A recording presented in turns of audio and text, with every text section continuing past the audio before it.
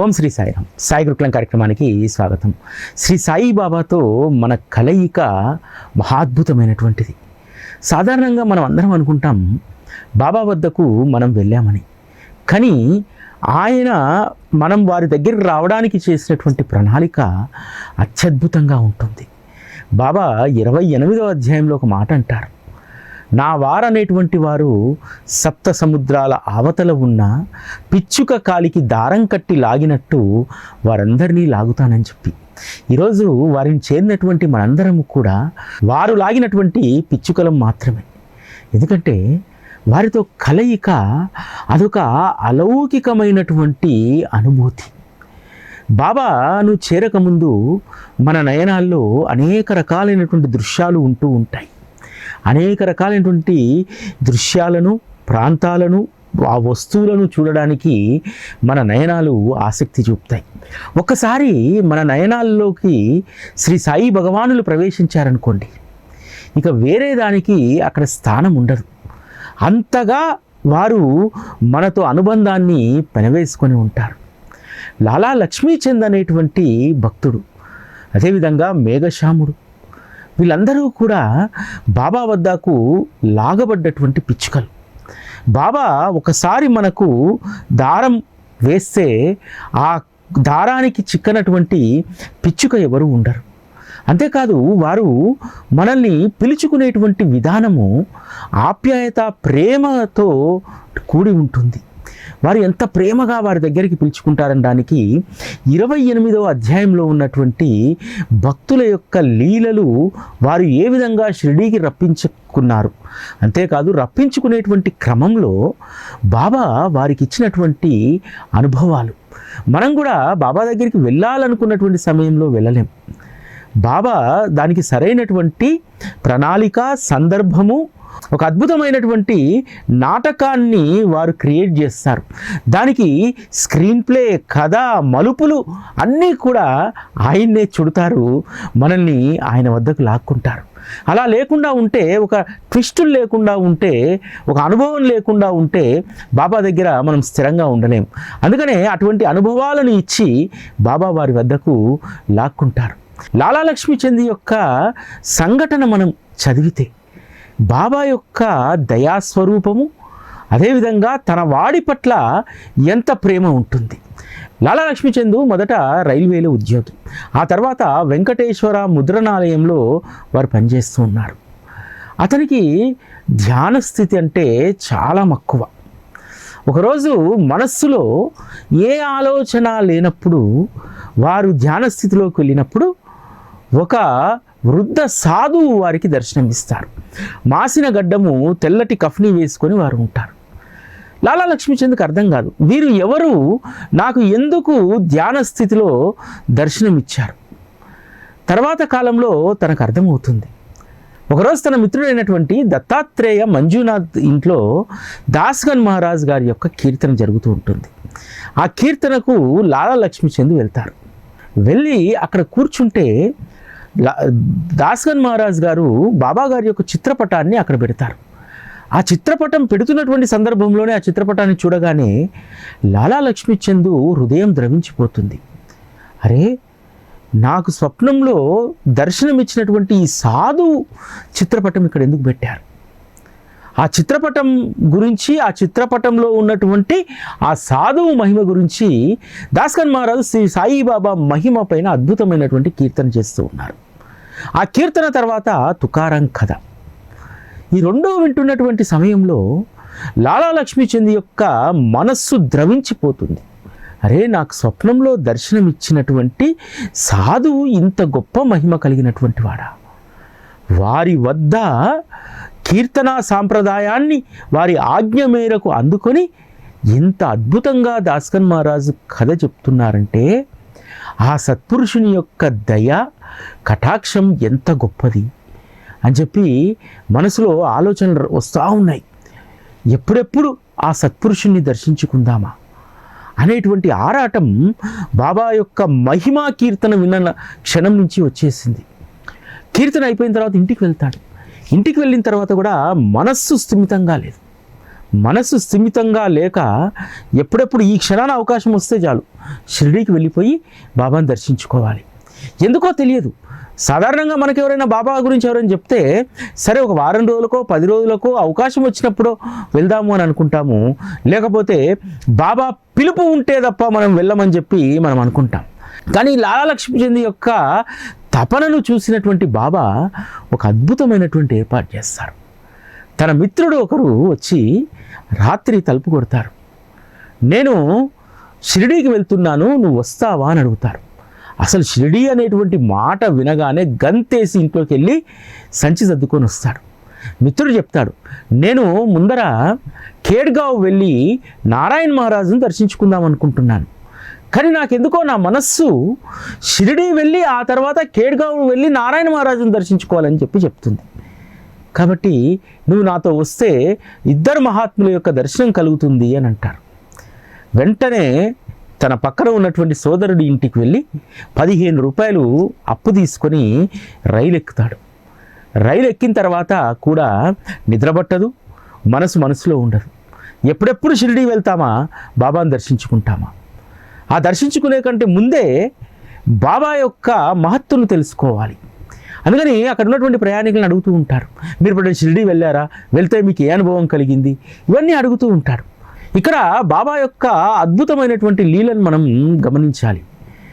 ఎప్పుడైతే లాలా లక్ష్మీచంద్ మనస్సులో షిరిడీకి వెళ్ళాలనేటువంటి తపన ఆరంభమైందో బాబా వెంటనే తన మిత్రుడి యొక్క మనసులో దూరి ఖేడ్గావ్ కాదు ముందు షిరిడీకి వెళ్ళాలి అనేటువంటి తలంపు అతనికి కలిగి ఎప్పుడూ కూడా ఆ శంకర్రావు అనేటువంటి మిత్రుడు లాలా లక్ష్మీచంద్ దగ్గరికి వెళ్ళి ఎప్పుడు యాత్రకు వస్తావని అడగలేదు. విచిత్రం ఏంటంటే అదే మొదటిసారి అడగడం. బాబా ఎవరో ఒక మనసులో దూరి అసలు ఎందుకు లాలా లక్ష్మీచంద్ ఇంటికి వెళ్ళి అడగాలి చెప్పండి?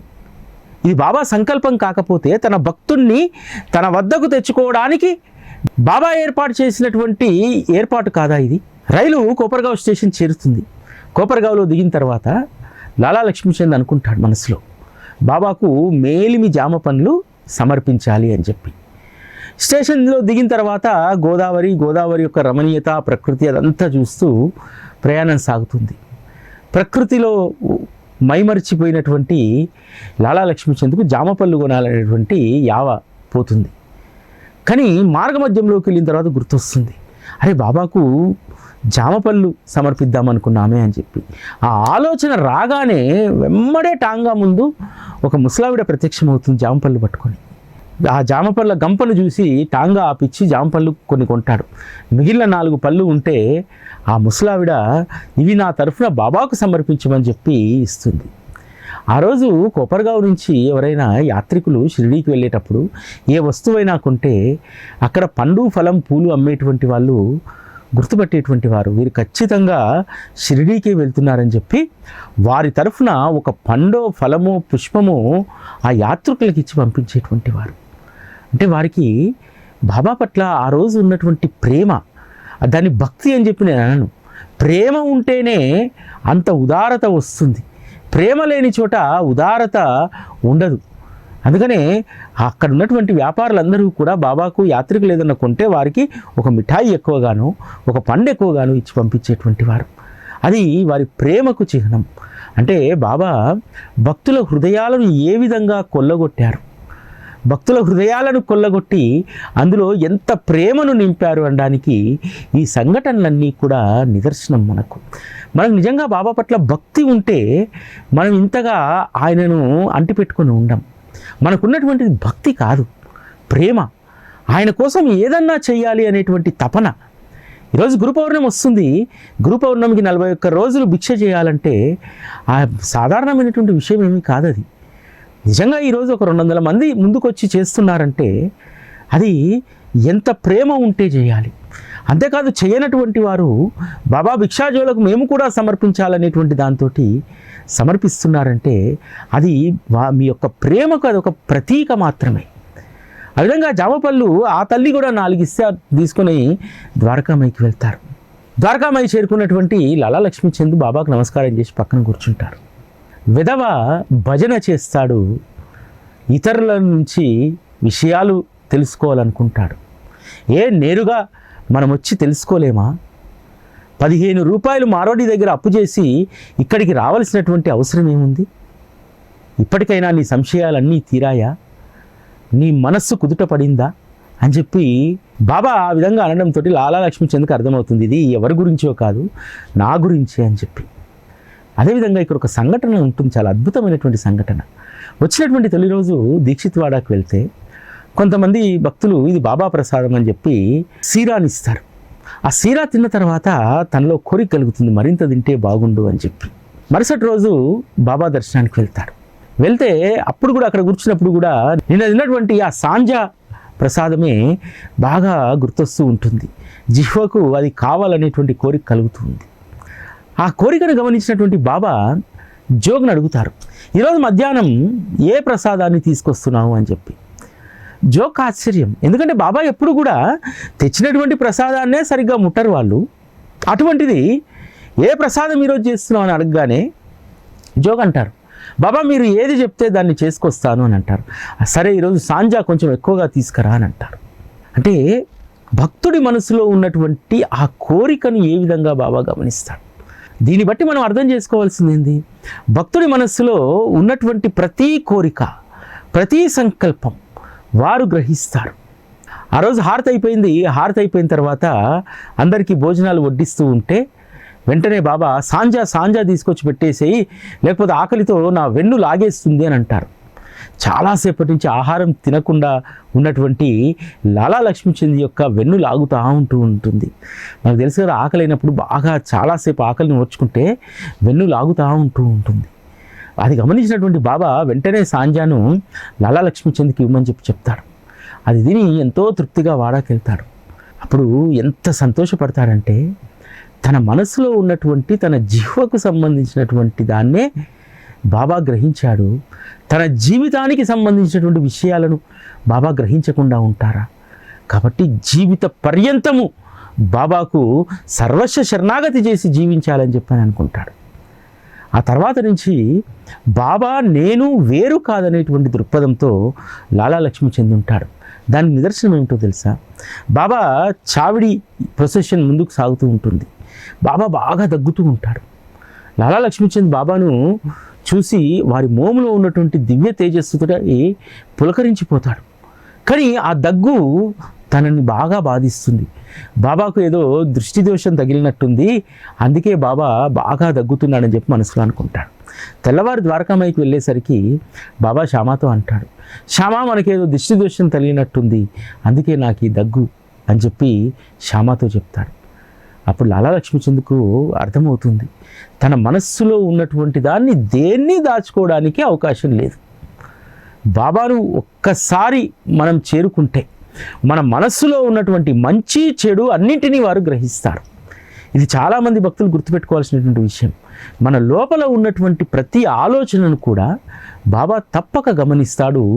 వారు ఎప్పుడూ కూడా మన హృదయ నివాసే, మన మనస్సులో ఉన్నటువంటి ప్రతి ఆలోచనను వారు పట్టేస్తారనేటువంటి విషయాన్ని మనం ఇక్కడ గమనించాలి. అంతేకాదు లాలా లక్ష్మీచంద్కు ఎంత ప్రేమ అంటే బాబా అంటే, సాధారణంగా తండ్రి ఊర్లో ఉండి కొడుకు ఎక్కడ ఉద్యోగం చేస్తున్నాడు అనుకోండి, ఏం చేస్తారు ఆ కొడుకు? తన తండ్రికి ఇష్టమైనటువంటి వస్తువులను ఎవరైనా ఊరికి వెళ్తుంటే వారితో పంపిస్తారు. నేను చిన్నప్పుడు చాలామందిని చూసేటువంటి వారిని. మా ఊరిలో చాలామంది యాదవుల పిల్లలు ముంబై వెళ్ళేటువంటి వారు. అదేవిధంగా ఈ పద్మశాలి పిల్లలు గుజరాత్, సూరత్ అటువైపు వెళ్ళి పనిచేసేటువంటి వారు. ఎవరైనా ఒక్కరు వస్తుందంటే పెద్ద లగేజ్ బ్యాగ్ వేసుకొని వచ్చేవారు. ఎందుకంటే ఇక్కడ ఉన్నటువంటి తమ తల్లిదండ్రులకు ఎవ్వరు ఇక్కడికి వెళ్ళినా వాళ్ళకి కావలసినటువంటి వస్తువులను పంపించేటువంటి వారు. అదేవిధంగా లాలా లక్ష్మీచంద్ ఎవరు షిరిడీకి వెళ్తున్నా సరే వారితో బాబాకు కావలసినటువంటి పూజకు కావలసినటువంటి అగరబత్తులు, హారతి కర్పూరము, మిగతా పూజా వస్తువులన్నీ కూడా వారికి ఇచ్చి పంపించేటువంటి వారు. అంత గొప్ప భక్తి ప్రేమను లాలా లక్ష్మీచంద్ ఏర్పరచుకున్నాడు. అంతేకాదు, ఎవరైనా భక్తులు బాబాకి ఏదైనా సమర్పించాలనుకుంటే, తమ కోరిక తీరకపోతే బాబా ఎంత అద్భుతమైనటువంటి రచన చేస్తారంటే, బర్హంపూర్లో ఉన్నటువంటి ఒక మహిళకు స్వప్న దర్శనం ఇస్తారు బాబా. ఆ స్వప్నంలో ఆవిడ బాబాకు పులగం పెడుతుంది. మెలకువ వచ్చిన తర్వాత తను అనుకుంటుంది ఎట్లాగైనా సరే బాబాకు పులగం పెట్టాలి అనేటువంటి సంకల్పం చేసుకుంటుంది. కానీ వారు అక్కడ ఉండగా కుదరలేదు. కానీ కొద్ది రోజులకు వారికి అకోలా బదిలీ అవుతుంది. వారు అక్కడి నుండి అకోలా వెళ్ళేటువంటి సమయంలో కొద్ది రోజులు షిరిడీలో ఉండాలని చెప్పి నిర్ణయించుకుంటారు. షిరిడీలో దాదాపు ఒక వారం 10 రోజులకు పైగా ఉన్నా సరే ఆ తల్లికి తను బాబాకు చేసి పెట్టాలనేటువంటి పులగం గుర్తుకు రాలేదు. ఎందుకంటే ఆవిడ అక్కడికి వెళ్ళిన కాంచేలి బాబా మోమును అవలోకనం చేస్తూ బాబా ప్రేమలో మునిగిపోయింది. బాబా కూడా తనకు ఇవ్వాల్సినటువంటి దాని గురించి ఏ రోజు కూడా గుర్తు చేయలేదు. కానీ మరుసటి రోజు తను అక్కడి నుండి అకోలాకు వెళ్ళేటువంటి సమయం రాగానే తన మనస్సులో తను చేసుకున్నటువంటి సంకల్పం గుర్తొస్తుంది. వెంటనే వెళ్ళి ఆ రోజు పులగం చేసుకొని వస్తుంది. వచ్చేసరికి ద్వారకామాయికి తెర వేసి ఉంది. బాబా భోజనం చేసే ముందు తెర వేస్తారు. వేసిన తర్వాత ఎవరికి అందులోకి ప్రవేశం ఉండదు. మరి ఏం చేయాలి? కానీ ధైర్యం చేసుకొని ఆ తల్లి తెర కొంచెం పైకి లేపి ఆ పళ్ళాన్ని ముందుకు నెడుతుంది. అప్పటి వరకు బాబా భోజనం చేయకుండా కూర్చుంటాడు. ఎందుకు? ఒక చిన్నపిల్లవాడు కనుక ఏదైనా కోరుకున్నటువంటి పదార్థం వచ్చేదాకా అన్నం ముట్టనట్టు బాబా ఆ రోజు నాకు ఈరోజు ఎందుకో పులగం తినాలంది, ఆ పులగం వస్తే తప్ప నేను తినను అనేటువంటి దాంతో కూర్చొని ఉన్నారు. బాబాలో ఒక పసిపిల్లవాడి యొక్క మనస్తత్వం కనిపిస్తుంది. ఎవరైనా ఏదైనా ఇద్దాము అని అనుకుంటే, ఏదైనా సమర్పిద్దామని అనుకుంటే అది వచ్చేంత వరకు చిన్న పిల్లవాడు ఎదురు చూసినట్టే ఎదురు చూస్తారు. కాబట్టి బాబాను మనము ఒక దైవంగా, గురువుగా, ఈ స్వరూపాలతో పాటు మన ఇంట్లో కనుక ఒక చిన్న పిల్లవాడు ఉంటే మనం ఏదైనా కొనిస్తామనంటే తల్లి చెప్తుంది, అరే తొందరగా హోంవర్క్ కంప్లీట్ చేయరా, ఈరోజు మార్కెట్ ఉంటుంది, మార్కెట్కి తీసుకెళ్ళి నీకు పాప్కార్న్ కొనిస్తా అని అంటుంది. వాడు పని చేసేటప్పుడు మొత్తం కూడా పాప్కార్నే గుర్తొస్తూ ఉంటుంది. బాబాకు కూడా మనం ఏదైనా సమర్పిద్దామని అనుకుంటే మనం సమర్పించేంత వరకు వారికి అదే గుర్తొస్తూ ఉంటుందట. వారికి గుర్తొస్తుంది, మనకు గుర్తు చేస్తుంటాడు. పిల్లవాడు కూడా మధ్య మధ్యలో గుర్తు చేస్తుంటాడు, అమ్మా మ్యాథ్స్ అయిపోయింది, సైన్స్ చేస్తున్నాను, ఖచ్చితంగా కొనిస్తావుగా. అదేవిధంగా బాబా కూడా అదే చిన్న పిల్లవాడి మనస్తత్వంతో ఉంటారు. బాబా ఎంత అమాయకమైనటువంటి ప్రేమతో మనతో ఉంటారో, అమాయకమైనటువంటి ప్రేమ కలిగినటువంటి భక్తులపైన కూడా ఆయనకు అంతే ప్రేమ. మేఘశ్యాముడు సాటే శివాలయంలో పూజారిగా పనిచేస్తూ ఉంటారు. శివ పంచాక్షరి కూడా పఠించలేనటువంటి బ్రాహ్మణుడు. అటువంటి మేగుడికి శివ పంచాక్షరిని సాటే నేర్పిస్తాడు, సంధ్యావందనం నేర్పిస్తాడు. సాటేకు ఒక కోరిక ఉంది. ఆ కోరిక ఏమిటంటే బాబాకు అభిషేకం చేయాలి. నేను అడిగితే ఒప్పుకోడు. ఒక మకర సంక్రాంతి రోజు శివుడికి ఏ విధంగా అయితే అభిషేకం చేస్తారో అలా అభిషేకం చేయాలి. అందుకోసం మేఘాను నేను అక్కడికి పంపించాలి. మేఘాతో చెప్తారు, నా గురువును నేను పరిపూర్ణంగా సేవించుకోలేకపోతున్నాను, నువ్వు అక్కడికి వెళ్ళి శ్రీ సాయిబాబా సేవలో ఉండు, నువ్వు అక్కడ ఉంటే నేను వారిని సేవించుకోలేనటువంటి లోటు తీరిపోతుంది అని చెప్పి మేఘాకు చెప్తాడు. కానీ మేఘాకు సాటే చెప్పినటువంటి దాన్ని బట్టి బాబా ఒక ముసల్మాన్ అనేటువంటి భావన కలుగుతుంది. సరే యజమాని ఆజ్ఞ, వెళ్తాడు. కానీ బాబా ద్వారకామాయి మెట్లు ఎక్కనివ్వడు కదా. నువ్వు శుద్ధమైనటువంటి బ్రాహ్మణుడు, ఇక్కడ నీకేం పని, ఈ వెధవని ఇక్కడి నుంచి తరిమేయండి అని అంటారు. మేగుడు వెళ్ళి త్రయంబకేశ్వరంలో అక్కడ ఇక్కడ చాలా రోజులుండి జబ్బు పడితే చివరికి షిరిడీకి వస్తే ఆ తర్వాత బాబా ఎంతో ఆదరంగా ద్వారకామాయిలోకి మేఘాను ఆహ్వానిస్తాడు. అంతేకాదు షిరిడీలో ఉన్నటువంటి అన్ని ఆలయాల్లో ధూపదీప నైవేద్యాలు పెట్టేటువంటి బాధ్యత మేగుడికి అప్పగిస్తాడు. తాత్యాసాహెబ్ నూల్కర్ మరణించిన తర్వాత బాబాకు హారతి ఇచ్చేటువంటి గొప్ప అదృష్టాన్ని మేగుడికి ఇస్తారు. మేగుడు అందరి మాదిరిగా బాబాకు హారతి ఇవ్వలేదు. ఒంటి కాలు పైన నిలబడి బాబాకు హారతి చేసేటువంటి వాడు. అసలు బిల్వం లేకుండా అర్చన జరిగేటువంటిది కాదు. ఆ బిల్వపత్రం కోసం మేగుడు కొన్ని మైళ్ళ దూరం ప్రతిరోజు వెళ్ళి వచ్చేటువంటి వారు.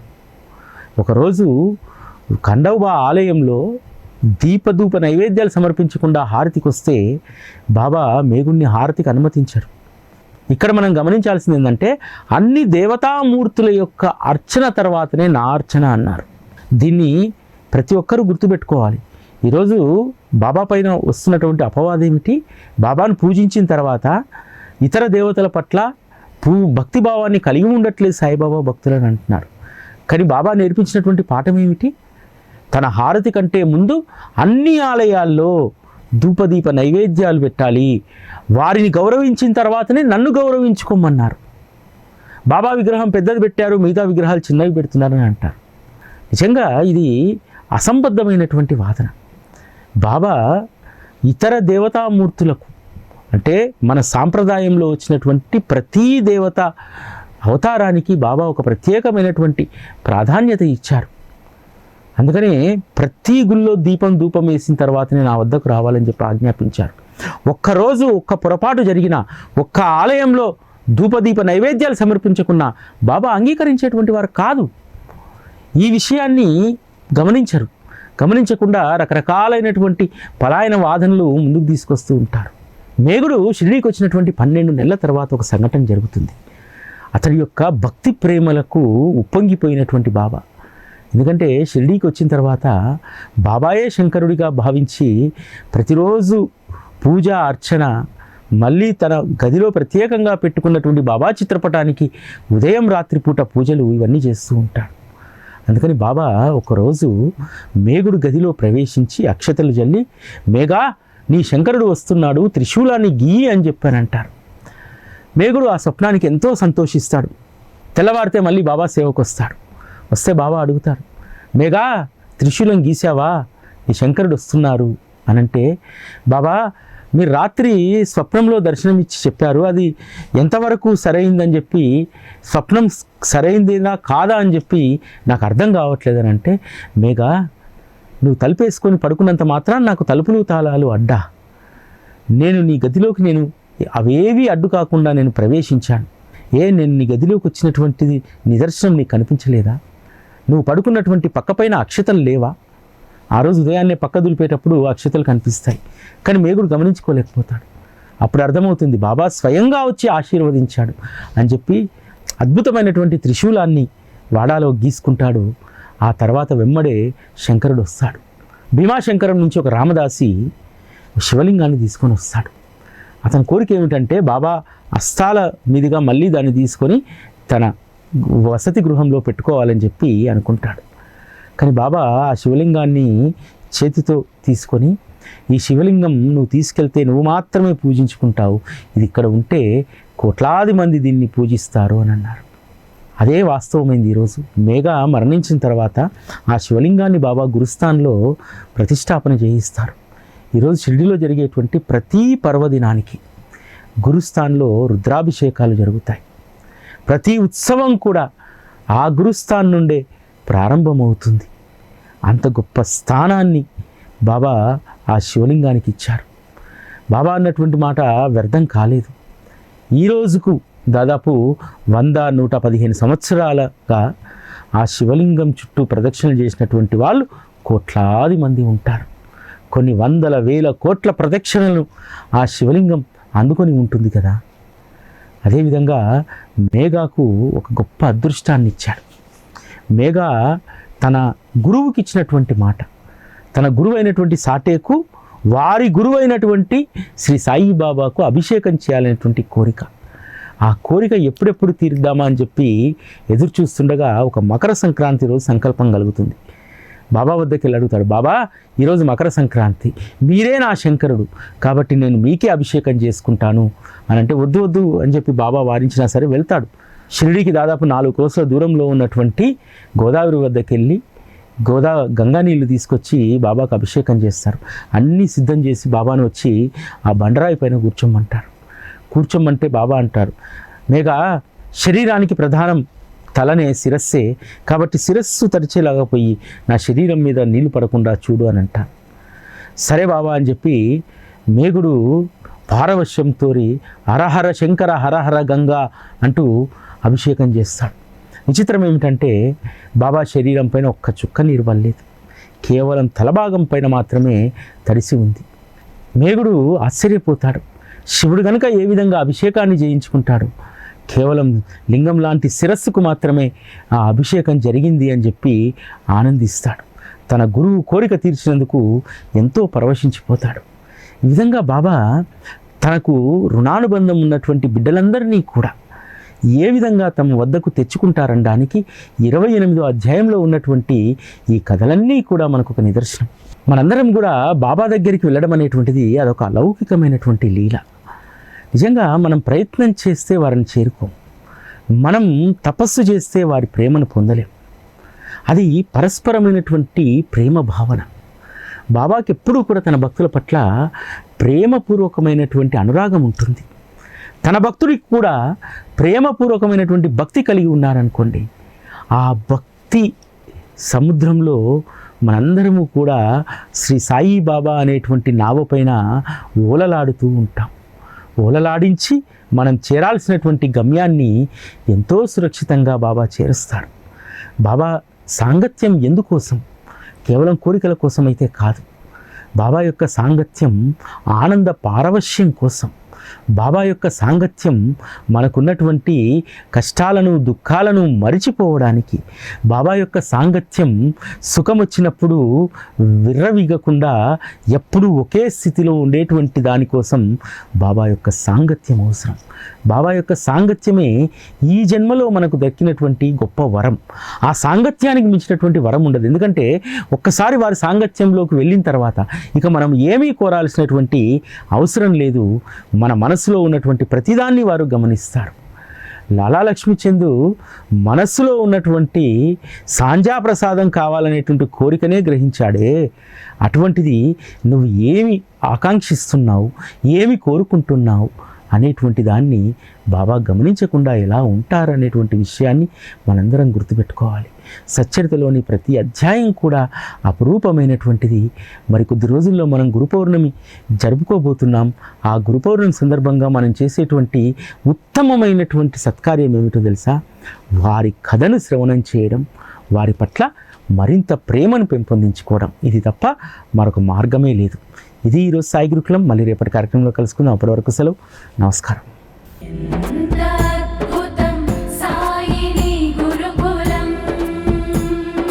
శిక్షణే తప్ప శిక్షలు లేని శరణాగతి సౌదం.